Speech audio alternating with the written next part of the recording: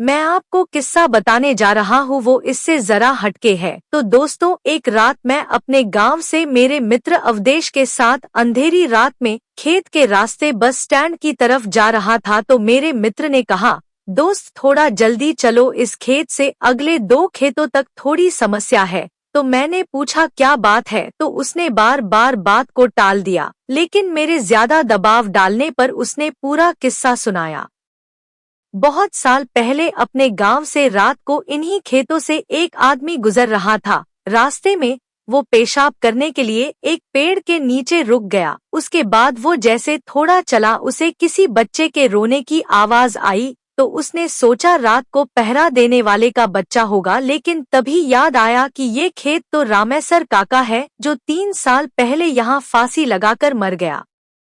वह आदमी सहमे हुए कदमों से आगे बढ़ता रहा और उसके दिमाग में उन लोगों की बातें याद आई कि इस खेत से गुजरते वक्त रात को कभी पीछे मत मुड़ना, कोई रास्ता पूछे तो उसके आँखों और पाँव को मत देखना, कोई कितना भी बोले मत सुनना। ये सब बातें दिमाग में सोचने से उस आदमी की हालत बहुत बुरी हो गई और सोचने लगा कि उसने यहाँ आने से पहले ये सब क्यों नहीं सोचा।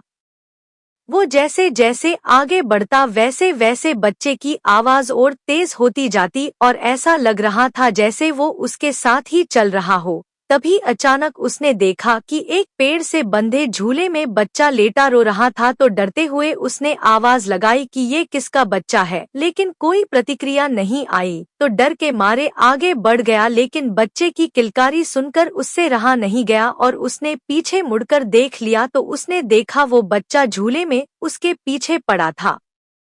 रहम के मारे उसने उस बच्चे को गोद में उठाकर भागने लगा। थोड़ी देर बाद वो बच्चा उसे भारी लगने लगा और देखकर चौंक गया कि उसके पैर लंबे होकर जमीन को छूने वाले थे। उसने घबराकर बच्चे को गोद से गिरा दिया। जैसे ही वो बच्चा गोद से गिरा तो बच्चा बड़े आदमी की तरह जोर से हंसकर बोला, तू आज तो बच गया, अगर मेरे पैर जमीन छू लेते तो तुझे आज यहाँ कोई नहीं बचा सकता, तेरी मौत तय थी।